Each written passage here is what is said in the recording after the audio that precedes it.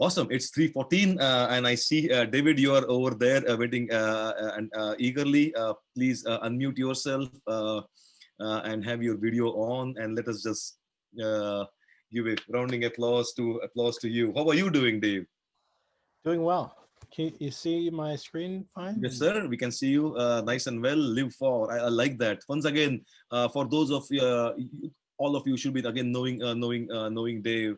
But personally, I know him. He has been a mentor and also a guide for my journey from this. I was earlier with GM Design Studio. From there over to here. I would like David for you to introduce yourself a little bit because, as I said, just like every other speaker, especially for you, a range of different things you're actively involved with. Your passion in the world of mobility, and that will be in the presentation. But the way you're paying off for the voluntary services, you have been an educator. You are always a designer. You are a businessman also. You have your own startups as such. So please, please tell us a little bit about the things that you are right now still actively doing. Yeah, sure. Yeah, probably like many designers' journeys. I started out in engineering. I went to school called Rensselaer and then realized I wanted to design bigger and better things. And so I transferred out to Art Center and got my degree in industrial design, focused on automotive.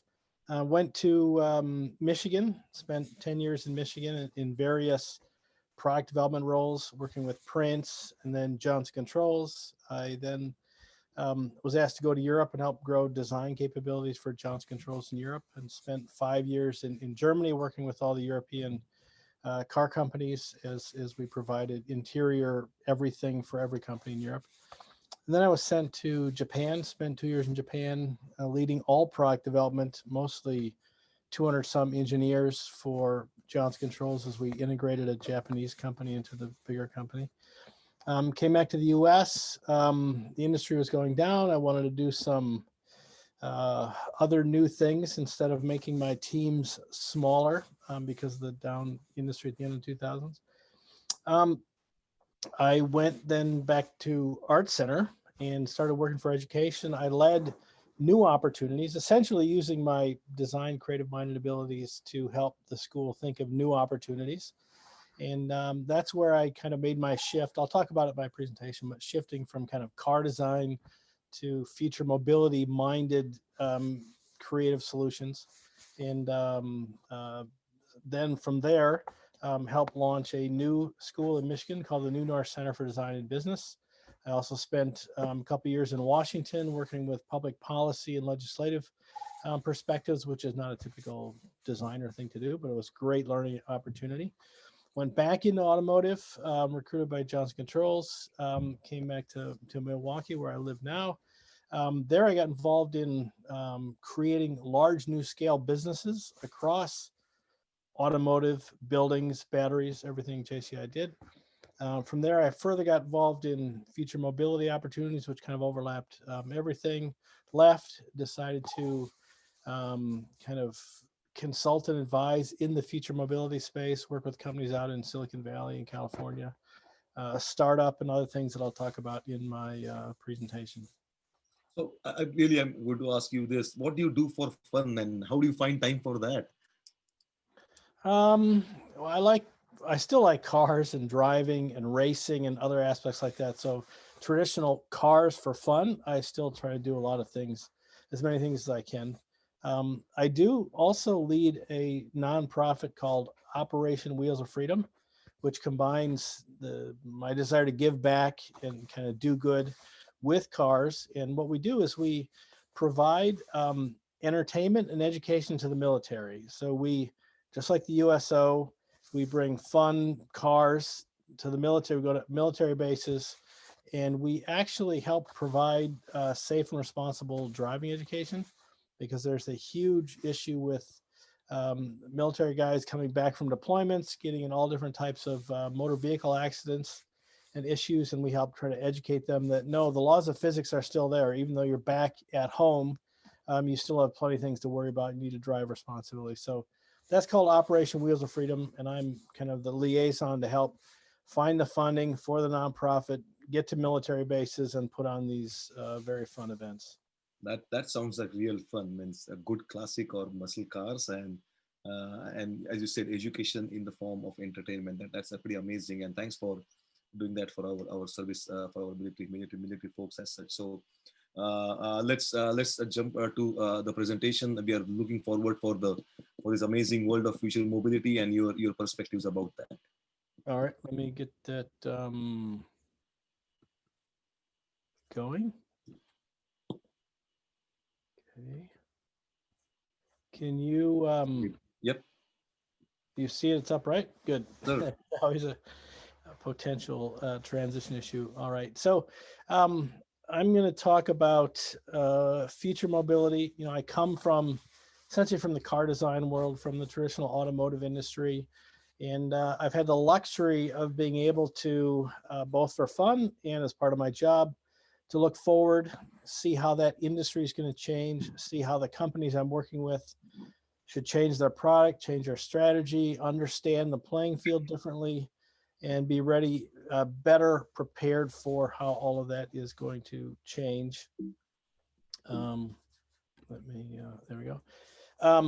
And so I'm going to talk about a bunch of those different topics, help you identify change, help you, you know, I know a lot of the people here probably understand the automotive industry and what's going on, but I've was able, as I mentioned, my time at Art Center, to identify a bunch of this change 15, 20 years ago. So I've been thinking about it, working through this for quite a while, and all along realizing that design and designers can play a major role in all this change. It's not just about making a car a little bit lighter or a little bit more efficient or a little bit more features. It's a substantial change happening, and your company needs to understand this. You as an individual on how to influence the company need to understand this so you can have the right voice and help educate the other people you work with on how to get ready and so forth. So that's a little bit of what I'm going to talk about, where I'm going to come from.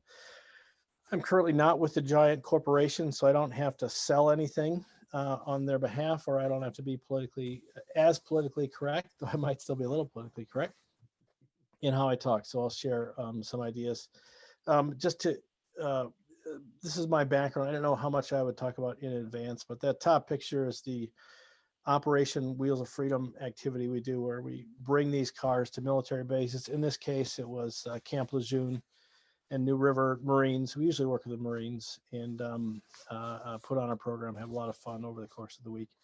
But an array of nonprofit, lots of corporate, and now a bunch of startup activity I'm doing with Streetscope, which also overlaps with a lot of people from NASA and JPL, and like John was just talking about, and I'll explain that when we get to that in a minute. One of the things that I've had the luxury of doing and given me a different perspective as a designer is when we organized this event at Art Center 15 years ago, which was kind of my initial aha to things are changing. I said, we should be talking to people outside of design to figure out what the future of car design at Art Center needs to be. And so I was lucky enough with a great team to bring in people that weren't just traditional designers. Yes, people like Chris Bangle and Henrik Fisker, and a lot of those guys were able to come because that's easy for Art Center to do. But people like Paul Hawken, Mr. Sustainability, or RFK Jr., who's an awesome presenter, or the former head of the CIA, or Dean Kamen, these guys came together and gave a much broader perspective of how things are going to change. And my colleague Jeff Wardle and I were able to actually get selected to go testify before Congress about all this change back in 2008. So it was quite a provocative moment for me to realize that we have, you know, the U.S. Congress listening to designers about the future of the largest single industry in the country. So that was quite moving for me to help say, you know, speak up and talk about more than just traditional car design. So I'm going to talk a little bit about a different way of looking at the industry and why change is happening. I know we all have our own perspectives, and some of this will overlap with that, but just how I think now the industry is finally awoken to actually embrace the need for change. And so first, looking at electric vehicles, we all know they're here. They came, you know, actually they came 100 some years ago initially when cars started looking at them. It wasn't quite effective at the time, so they switched to gas. But then, you know, 15, 20 years ago, the EV1, you know, came out, and GM started looking at electric vehicles. That kind of quieted it down. And now pretty much you would have to say that it's back for good. Every major car manufacturer is looking at electric as one very viable option. There's a few fuel cell and other things happening, but electric is totally here. But the reason that the car companies kind of hesitated is because electric vehicles at the moment are largely an expense. They had to do it because it does make sense long term, but they can't charge any more for it. So it's hard for them to swallow the additional expense and the changeover development cost. And so they moved slow. And then, but it's here, but they're moving slow. Then autonomous vehicles came along and they're like, wow, that's cool too. The cars can drive by themselves. It's going to enable a bunch of other new ways of using vehicles and moving around. But then all of a sudden the money guys said, yeah, but we can't charge any more for it. How are we going to afford all of that cool additional expense into the car if we can't sell it for more? That's a big issue, obviously, not only in the car industry, but others. And so that was there. They knew there was something about it. They knew there's a lot of advantage, but it costs more. That again slows things down. Then came along mobility services, which is kind of where we're at now. And the difference between electric vehicles and autonomous is those were both considered expenses, more expense in every car. Mobility services now, that's a business model. Autonomous and electric aren't necessarily a business model, though they could be, but they're generally not. Mobility services and services are more about how people use the cars and how they're going to pay for them, spend money on them. And there's a lot of potential revenue, not just expense, but revenue for whoever is providing the services. And now that you have the car companies and the car industry thinking about services and revenue, that always will accelerate change and adoption over just adding a feature or an expense. And of course, as you probably realized, every future mobility service model, whether Uber or Lyft or whatever, they will all use electric driven cars and autonomous technology in their service because it makes long-term sense. So every future long-term Uber and Lyft car will be autonomous and electrically driven. And so then it all makes sense for all this to start happening. So what's next after all of that? Because we know that mobility services are already here and starting to grow, not only in North America, but obviously in Asia and other places as well. You know, many years ago, exteriors were the thing. You would make your exterior somewhat different, and that would drive change and excitement and bring customers and growth. But that's actually quite old now, in my opinion, as far as how consumers make their decision on spending on their mobility money.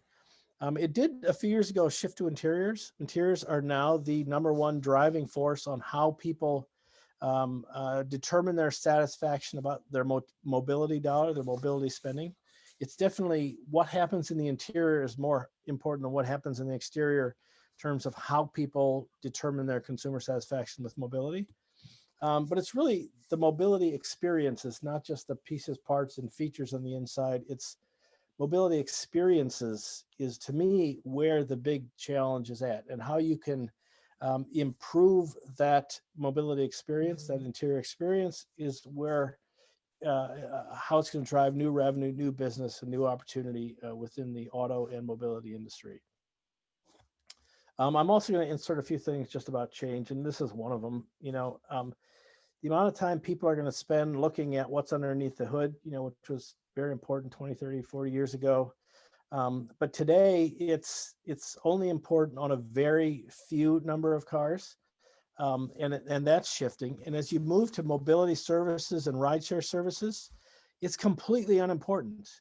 You know, if you look at your taxi forever, or you look at your current rideshare experience, you never look underneath the hood or care less. So obviously that means they will spend less money about that and more money where you do sit, where the people that spend money sit, which is the interior, increasingly the back seat versus the front seat. And so that'll shift how the money spent on a vehicle will impact a consumer and their satisfaction. So, you know, this is traditionally what gets you there. You know, a car, 2-door, 4-door car is the thing that gets you from point A to B, you know, perceptually. But what's this, for instance? Is this an EV or an autonomous vehicle, or is it a car? Is it a pod? What is it exactly? Well, it has some bits and pieces from a car. It is electric. It is initially designed to be driven purely because of available technology, but long term, it's designed to be an autonomous vehicle. It came out of a previous startup I was with, and the team was working with Gordon Murray, and he wanted to develop this very specific, efficient vehicle.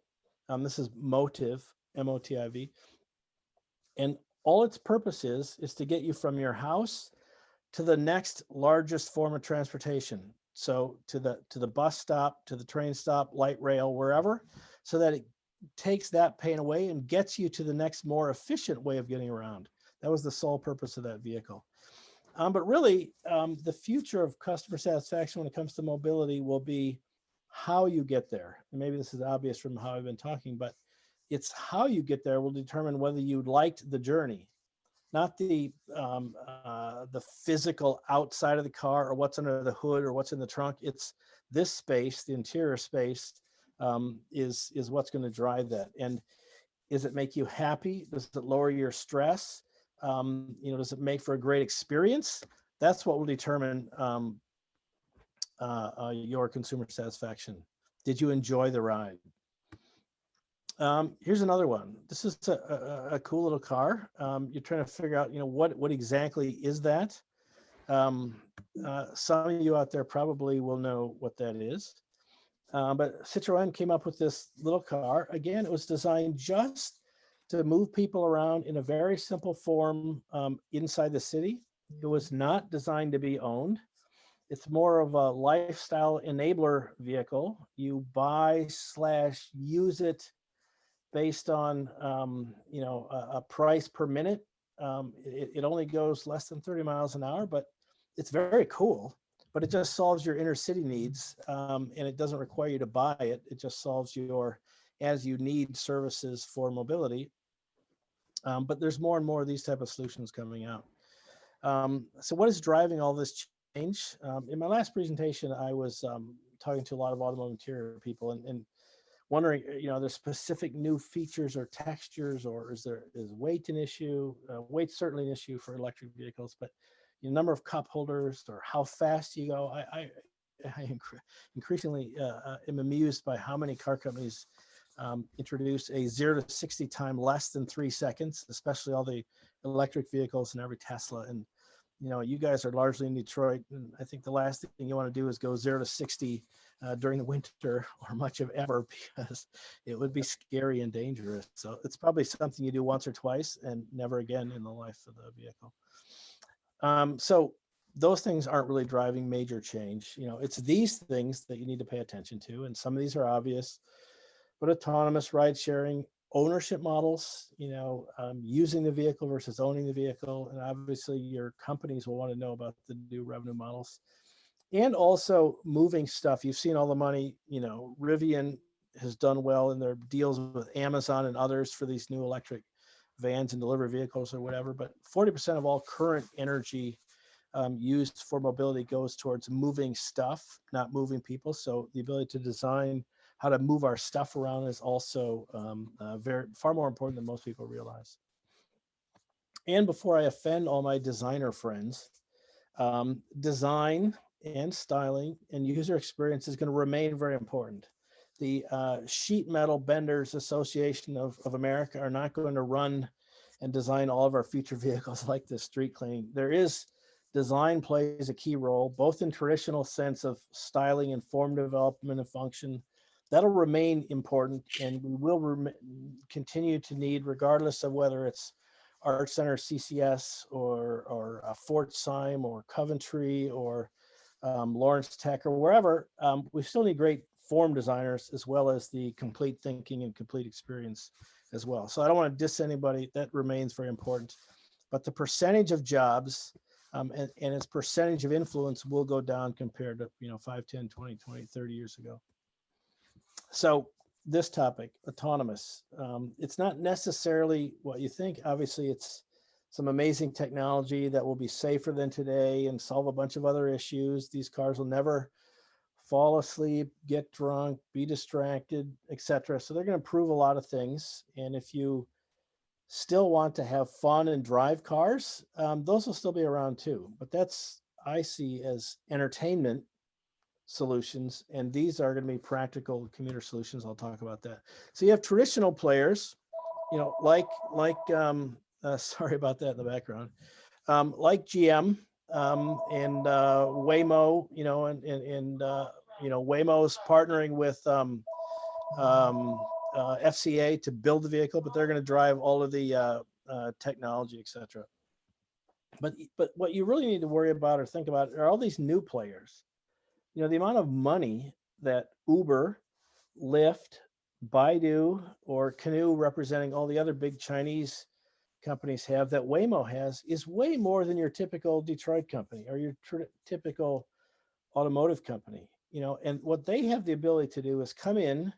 They don't have to worry about, you know, keeping giant manufacturing locations full and busy and all, and you know, all their capital investment, injection molding machines. They don't have to worry about any of that. They can just pick the most lucrative part of the future mobility industry and focus on that, and then outsource the hard stuff to like FCA and car companies that are going to build the hardware. They're going to be able to explore really the new business models in future mobility. And that's a luxury that they have, but that the traditional players should be paying attention to. And then I throw these guys in here, which you guys all know, of course. They're like halfway in between. They're trying to play with new business models. They're still building cars relatively conventionally, but they're trying to explore and push the model. And also they're obviously very important to pay attention to. Is definitely, if you look at their production numbers, you know, they're doing awesome with, you know, the Model 3 and other new ones that they're launching. So a quick few things. You know, the car is an icon of success is changing. You know, I'd venture to say that the phone is replacing it as far as the cool thing that kids want to have. Dense urban environments are obviously pushing people to not be able to afford to own their car as much as just use mobility. So dense urban environments are definitely pushing change.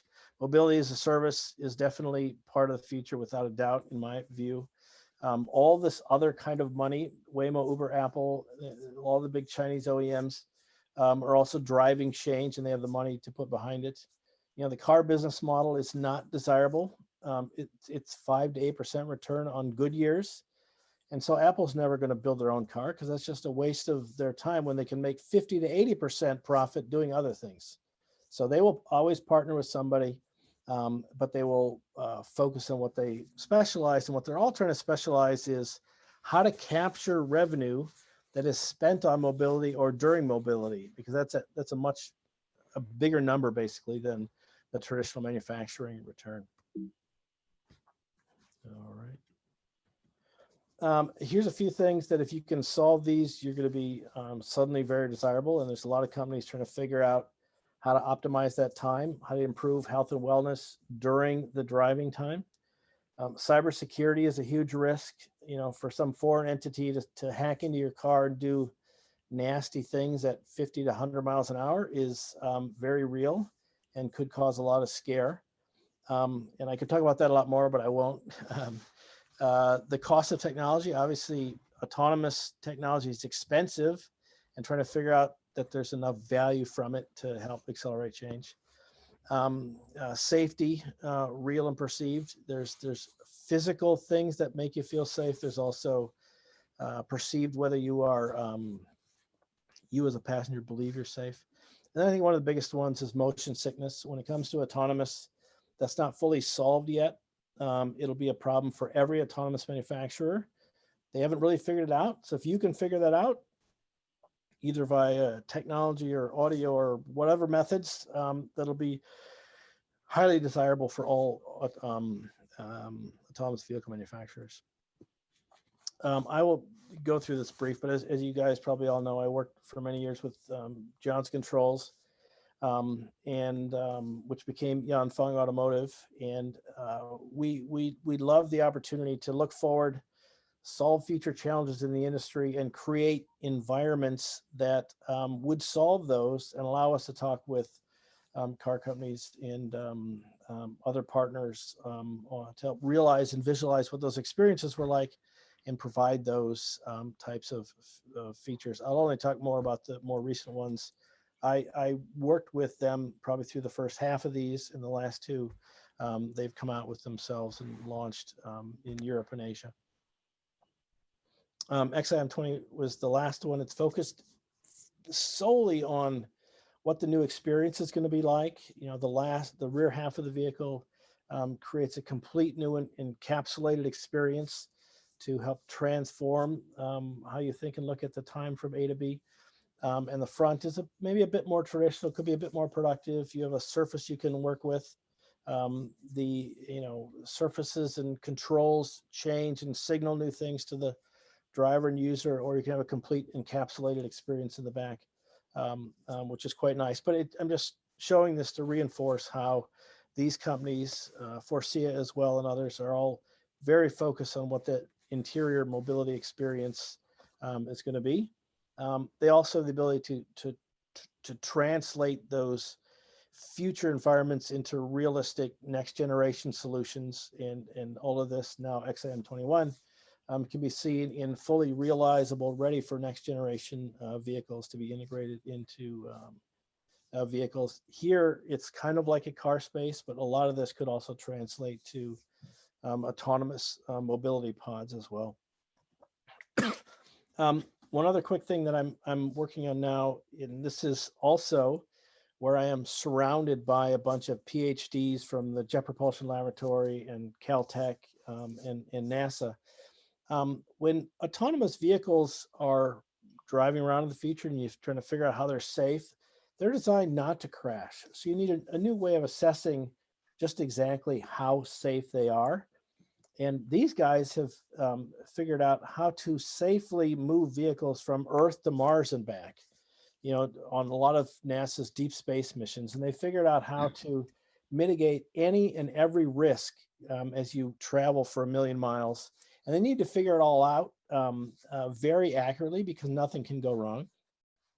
And so we are using that system to help identify how safely vehicles move without crashing. Today, they grab all the statistics related to crashing, and they can determine how safe vehicles are or are not. In the future, you won't have any of that data, and you still need to make determinations, insurance companies or street developers, on how safely vehicles should move. We've created that system. Right here, you can see 4 different vehicles moving and trying to analyze exactly, hopefully that's moving on your screen, which is the safest, how much safer, what changes you would make to improve safety. You probably can't figure that out, but the system we're developing can figure that out very accurately, both from cameras on the car and fixed cameras in the street. And we're finding lots of great interest, especially from insurance companies, trying to understand exactly how safe these vehicles are. So I'm going to transition now to my last kind of big section before I finish. But if this is what you feel like out in whatever part of the industry you are currently involved in, you're sweating the details of some little piece of your project that nobody else is paying attention to. You know, if you're sweating the details on a road to nowhere, you know, how long should you continue to do that? How can you make whatever you're doing important? How can you make sure it's fitting into what is going to happen in the future versus what's not going to happen in the future? And I think a big part of it is you need to ask different questions about what you're doing and where the consumers and the industry is going. So I've created my top 5 things that I would be thinking about if I was out in the industry, if I'm trying to figure out what's so important in this world. That's what these are. I'll be really quick with these. So first one is time. I believe if you can design the future mobility experience to be more effective, lowering stress, desirable, happy, whatever, that's going to be super desirable to everybody, because everybody on the planet, whether no matter what your socioeconomic level is, whether your past history, experience, success, culture, age, whatever, even if you are the president of the country, you still only have 24 hours a day. And the more effective and happy and desirable you can make that, the better. because that's a universal constraint for everybody on the planet. So if you can make your commuting hours better, people are willing to pay for that. 2, commuting versus driving. This is a big one. The image up on the left, that's what most people fantasize as driving. Fun, windy roads, out in the country, no traffic, windows down. That's fun driving. That's what I see as entertainment. Commuting is what the vast majority of us do as far as our driving time, and it's more like that. And you don't need the same vehicle to solve both of those problems. So it's important to design vehicles for their task. Maybe that's obvious. But if you think about your solving mobility time differently, obviously the upper left, Porsche 911 or Corvette versus a commuting vehicle going 12 miles an hour across Shanghai, those are two different types of solution. As a designer, you need to make sure your company realizes those are two different types of activities.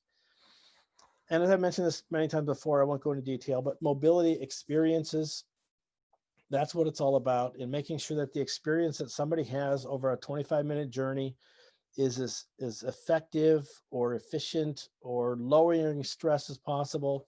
That's how they're going to decide how they're going to spend their money. A 20-minute journey, designing for that is way different than designing for 5-year ownership, which is more traditional of how cars are sold and owned today.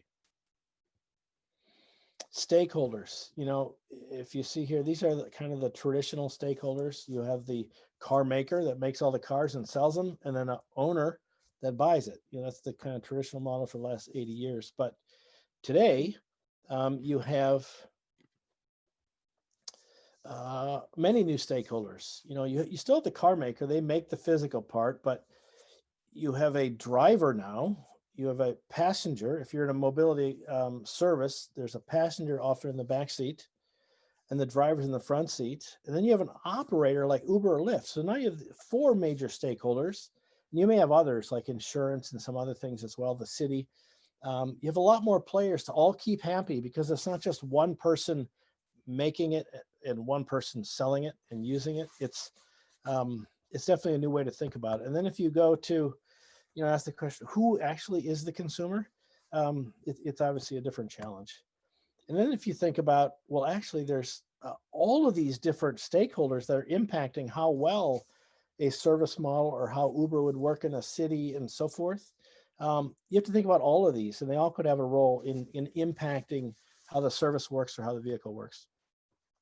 And probably most important, follow the money, figure out, who is going to adopt this first, who's going to put in the most money, who's going to make the most money.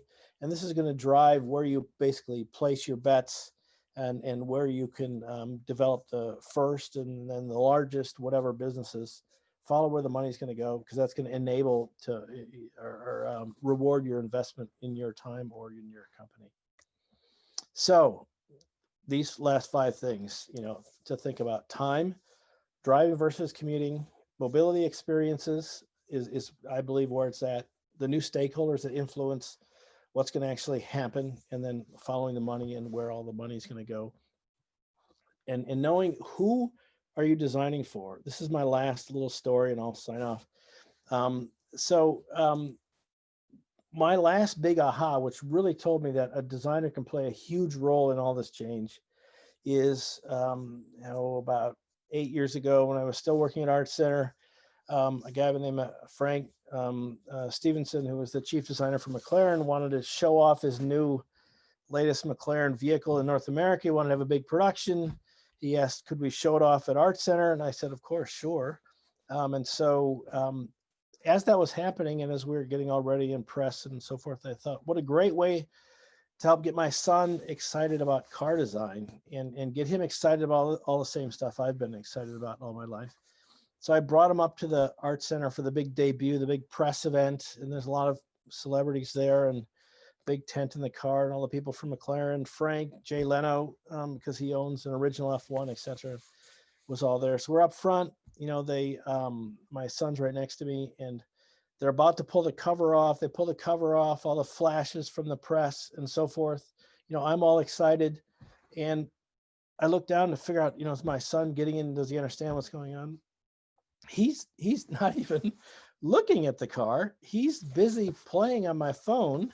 I think he was trying to get a high score on Angry Birds. And anyway, the point is that the phone and stuff you can do with this technology is much more exciting than what I would think, would be super cool to be next to a 600 horsepower McLaren fun, go fast car with all these, fun people around. And he's focused on his phone. And so to me, it just reminded me that I need, as a designer, I can do what I want to do to have fun, but we need to design for these future generations and what they need, what's going to excite them, what's going to motivate them to spend money on. That's what we need to never forget as we design for all this mobility change. And I think, these people want, their future time well spent. And if their future time, their icons of success aren't, big horsepower cars, we need to design for whatever that is. So with that, thank you, Jivak, for the opportunity to share my thoughts. Hopefully I didn't spend way too much time, and hopefully it was interesting and valuable to all you out there.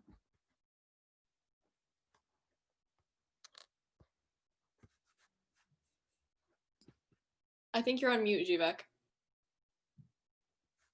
No, first of all, thank you again, Dave. That was absolutely amazing. Means it's an amazing world to be. Mobility or transportation or automotive is still a big part of how we conduct business over here.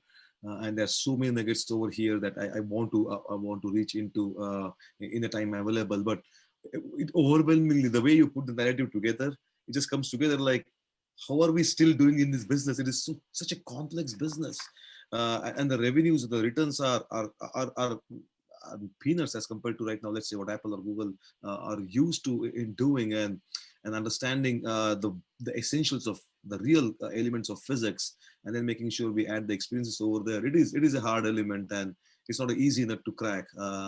And so do you think, means coming back to the change and understanding, once you said understanding the right kind of questions, trying to go into this world of the user experiences as such, and who are we designing for? Right now, we have exterior car designers, we have interior car designers, we have HMI designers, we have usability designers.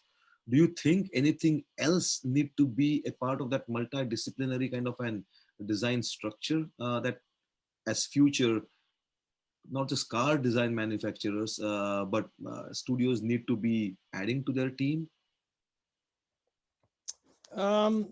Yes, I think if your studio is highly biased towards, designing traditional product form, function, mechanical feature, etc., you thinking more about how the industry is going to change, how the consumer is going to change, fully understanding future consumer expectations.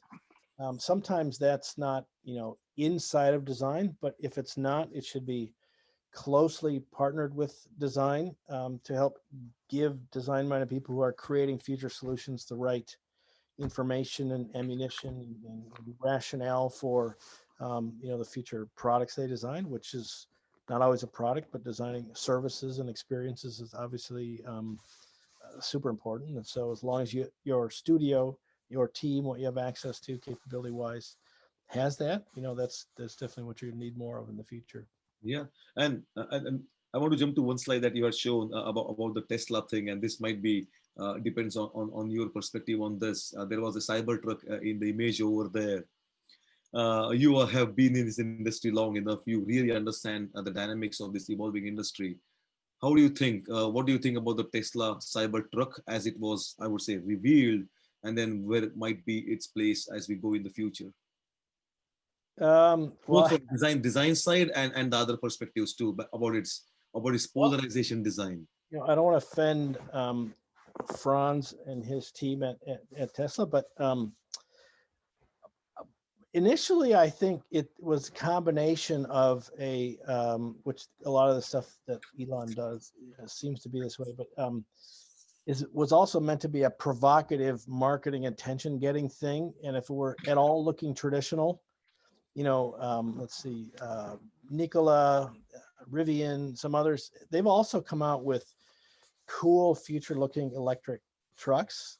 You might say they're, even the Hummer that just came out, they are a bit more traditional, modified styling and things, but a bit more traditional. where Elon just couldn't do that. He had to go nuts and make it completely different. And there are manufacturing benefits that he's claiming as far as the metal and how it's bent and the cost of manufacturing that could all be advantages. But I think until you take a typical pickup truck user, put them through the pace of exactly how that is laid out, then you'll know whether it's actually going to be a functional solution or just a highly provocative thing to park on your driveway. That's pretty interesting the way to look at like what was the real I would say purpose for it to be launched as such. A couple of questions from the audience. Chase is asking, how does VR and AR fit into the landscape of mobility of the future that you are trying to prescribe? Well, I think sometimes obviously in developing future stuff that doesn't exist or isn't easy to understand, having virtual reality tools to help look at future scenarios that don't exist, I think are all very important. I know they're getting better. One thing you miss obviously versus the physical prototype is often the haptic and physical feedback. I know that's improving. That's also getting better, but I can see all of that becoming increasingly important tools to have at your arsenal. Not always affordable, but I think they're finally getting to the point where they're actually usable product development tools. That's pretty interesting. Another question from David. What role do you see infrastructure playing in the new mobility ecosystem, and where will those changes be coming from? So, one thing I always found funny going to a car design school, and I'm going to guess this is the same at CCS and others, is that as a car designer, you spent very little time understanding streets and roads and all these other people that are absolutely necessary for your car that you designed to work. And so because the complexity of sharing a car versus owning a car and services in a city, and every time an Uber or Lyft need to come up, next to a curb to let somebody in and out, that's a safety issue.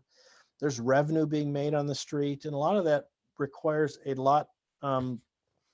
a greater partnership between cities and the services, between the city of Los Angeles and Uber or Lyft coming in.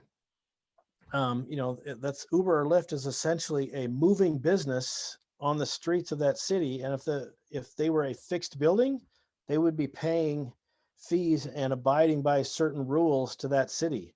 But as they're moving around randomly, they're skirting a lot of that. And they're not as easy to regulate. But I think for both of them to do well, you will see more partnerships between, city and infrastructure, both current and future infrastructure development people wanting to work together with those mobility services for sure.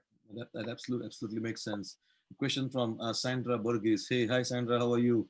With commuters not owning their own vehicles, how will ride sharing AV vehicles that take them from place to place be kept sanitary in a period of pandemic? I think the period of pandemic is still here to stay for at least a year or so.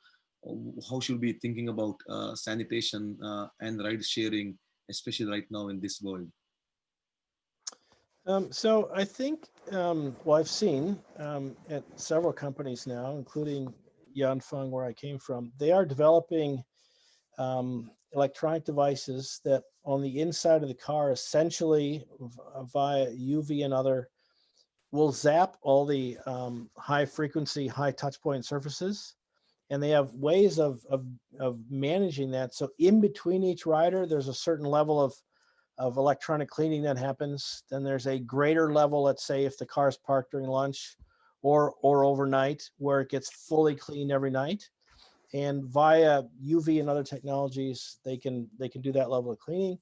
They also have like antimicrobial surfaces and other new materials that also won't harbor or hold those kind of viruses and surfaces also. But that is totally a expectation now that didn't exist 5 years ago, that is absolutely there, that car companies or service providers need. And one thing that's nice with autonomous technologies is, let's say autonomous vehicles are not used very much from 2 to 5 every night. The vehicles can automatically go to a specialized cleaning service and get zapped and cleaned and fumigated and whatever every night on their own. They don't need a driver and the expense of a driver bringing them and hand cleaning. There's a lot of advantages that also now come with autonomous that also, address your question of keeping it clean and sanitized. And that's a good question. Trying to push the question now. Mobility is, again, we talked about personal vehicles or ride hailing or ride sharing. The other parts about public mobility, it might be transit or bus or elements like that. How is that going to play its role in this evolving mobility as a service scenario? Not just COVID, but just the public transit systems that we have BART, we have Metro DC, we have MARTA, we have DART in Dallas. How would the transit system should evolve or change?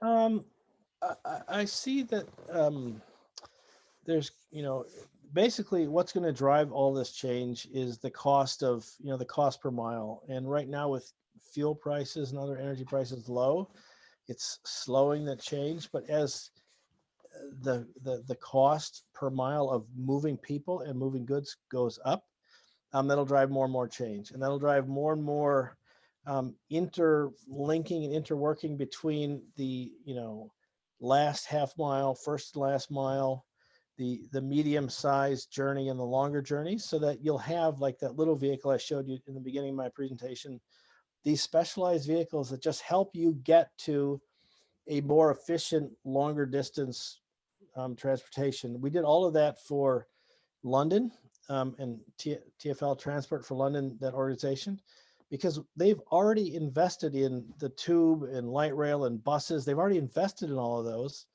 But people choose not to use them because it takes too long or too far to walk to get there. So these little devices just help enable all the existing investment in infrastructure to be more efficient, effective, and desirable with these specialized devices versus building an autonomous car that could drive from London to Rome. That's a different type of vehicle, way more expensive, but probably happens twice in the lifetime of the vehicle, if ever, versus designing vehicles that are actually very effective and efficient at what they do 20 times every day. Yeah, it's nice to always compare and contrast those kind of use scenarios before putting your pencil to paper. I typically, we all obviously know Sid Mead, and I, in a way, always try to ask questions like, before going to the question of what would Sid Mead do, and I would like to have your answer on that kind of an hypothetical question. I remember Sid Mead in one of his lectures said, what's the future going to be? This was 25 years ago. He had said that the future will be a herd of electric horses. And this was before we talked about the autonomous highway and things, but essentially the autonomous vehicle promise is essentially that they're electrified single rider pods, I would say, and a herd. So they try to keep around with each other, but still try to go over there with that herd mentality as such. So some of those Sid Meadisms were some amazing futuristic kind of in perspective. So do you ever ask a question like that to yourself? What would Sid Mead do, or what would he imagine as the future? I was fortunate enough to meet Sid several times when I was out at Art Center. Well, so like with that horse analogy, well, so things like what you just said, the herd type thing. So, many truck manufacturers, so likely you're going to see over the road trucking, which is all meant for moving stuff. They're already using platooning technologies, which link all of the vehicles together closer for more aero, more efficiency, more safety, because they're all talking to each other from a braking standpoint, et cetera. So that part of what Sid just said or prophesized is happening already. Volvo and others are doing it. On the horse analogy, I use a version of that often to help explain what's going to happen to cars when people get mad and I talk about the future of cars going down, et cetera, is, cars are going to be just like horses. If you can afford them, you can still have one. But just like horses, you're probably going to use it. You're going to play with it on the weekend. You're not going to drive the horse to work because that's not the efficient way to get to work. Or in today's world, you're probably not even going to drive anywhere to work because you're going to sit on your laptop at home. But so if you can afford a horse, if you can afford a personal car, Porsche 911 or whatever, you can still do it. If you can afford it, they'll still be around.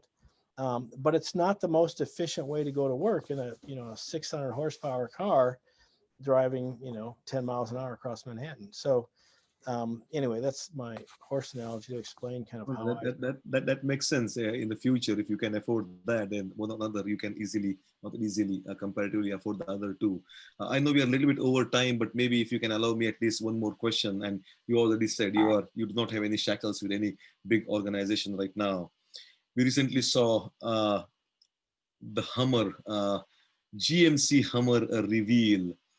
So apart from just about the form, which I would like to have your yay or nay on that, but apart from that, would have been any other way they could have brought Hummer back, if not under GMC or some other elements? But so the question is more about product and also the branding element of it. What's your viewpoints about that? So if it were me and I had a magic wand, and my GM magic wand I shared actually probably 15 years ago, I would have reinvented the company as GMC, General Motors.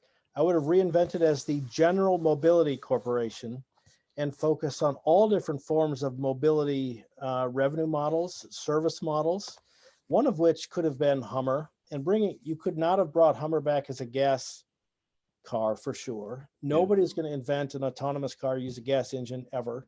That'll never happen. So it had to be electric.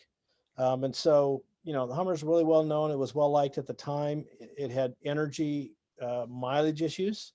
So bringing it back as electric is completely a smart thing to do. I might have pushed the form factor and maybe the usage factor a little bit more. That's just my subjective opinion, but bringing back its electric vehicle, I think totally makes sense, and it's very definitely something to explore. So, I love that answer. It's there's so much potential again, and bringing it back for the right reasons eventually would or should make it happen. Means when I came to the US 19 years ago, I was in GM Design Studio, and at that time Hummer was still an active brand, and the way the Hummer or the Hammer was designed was like, this is it.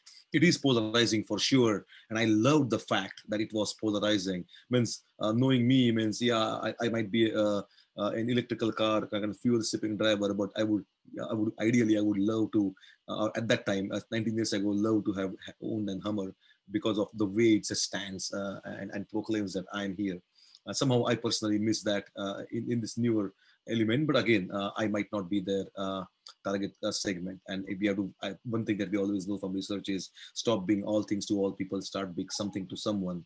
And I think they must have done their design research, and me not being in the persona, that doesn't matter.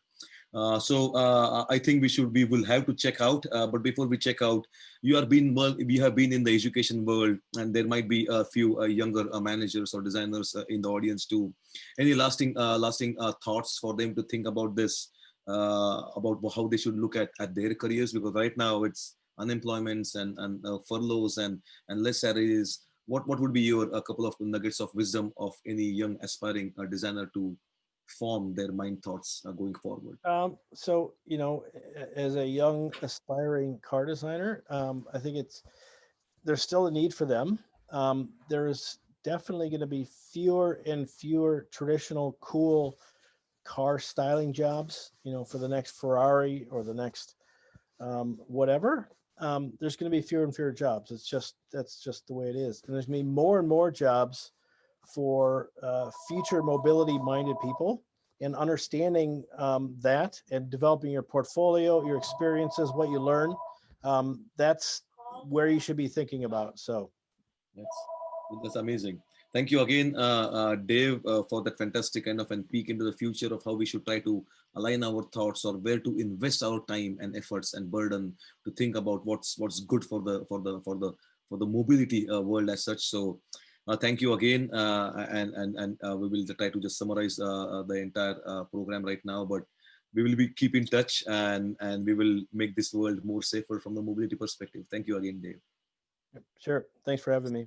So once again, folks, there we have it. We had this four kind of and really diverse kind of an, I would say, speakers, all experts in their world. It might be mega scale 3D printing or biomimicry or entrepreneurship world or future of mobility as such. It's always nice to, as Charles and Ray Eames always said, compare and contrast. It's not just one theme kind of, and for the entire afternoon, we know people will be sliding in and out depending upon what they would like to hear, but just understanding in the totality, and we can still see the common thread of not just being really the end user, multi-user being focused. Will always have to be that being designers as such, but this element of sustainability, how we are trying to still make sure we are working and making our stay on this globe a little bit more fun, a little bit more pleasurable, and a little bit more efficient. I mean, one thing is for sure, means we as designers of design studio, we owe ourselves to make sure that we design the products for our clients.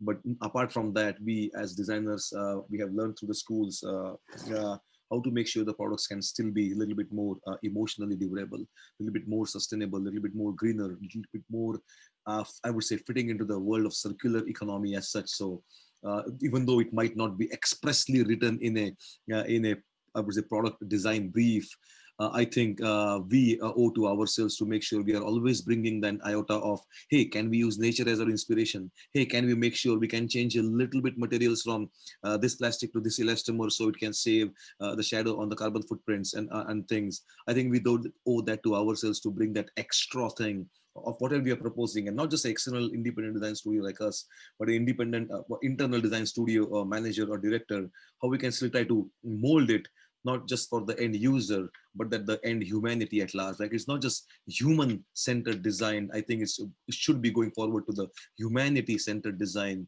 solving not just for that needs, solving it for those kind of an ecosystem needs, but trying to make sure there is no shadow, no negative shadow of it on the rest of the ecosystem. So I think Lanea will let you know our topics and our speakers for our next, and the next one in the November will be our last one for this year at least. It will be a little bit more fun. It will be a little bit more, again, diverse topics as such. As you're always doing, let us know what topics you want to hear from our speakers, our partners, our clients. Let us know if you want to suggest somebody who can come and talk about design and business and strategy, and still enjoy and smile while putting it over there. And a little bit more from that. What would you expect from us to go as we go into 2021? The good thing is 2020 is almost over. We are so happy to just keep that 2020 number behind. Nowadays, nobody writes the date as 11/9/2020. It's just 11/9, 11/10. So we are over there. Hey, Doug, thanks for that. I also like humanity-centered design. We are all working out for that. So once again, you have my email, you have Lanea's email, Lanea and our team at Sundberg-Ferar. Thank you for helping us putting this event together. We just cannot do without the entire team. You only see myself and Lanea over here, but the entire team is always helping us, supporting us, and reaching out to these newer elements that we have to be seeking out and keeping ourselves active. Feel free, apart from that, to reach out anytime. We're always on the standby. That's a wrong word to use right now, but we're always on the standby to look at what product innovation can bring to your business. Good product success is eventually going to be good business success, and we always learn from that. Till that time, over and out. It's sunny outside, at least here in Detroit. I'm really going out for a small walk around and a little bit decompress, but you know where to reach me. You know where to reach Lanea. Enjoy, and see you next month for our last 8th episode of Virtual Design Conversations. Thank you, Mark. Thank you, Doug. Thank you, John. Thank you, Dave. You have been here for the entire 4 hours. Feel free to connect with each other. Anybody wants to connect with a specific speaker, let me know. We can make sure the connections can happen. It's not just us. We want people, an audience, to see how they can connect to them specifically. If you have any questions to them, send to me or Lanea. We'll make sure it's prudent, and then we'll send it to the speakers. Okay, thank you, and over and out.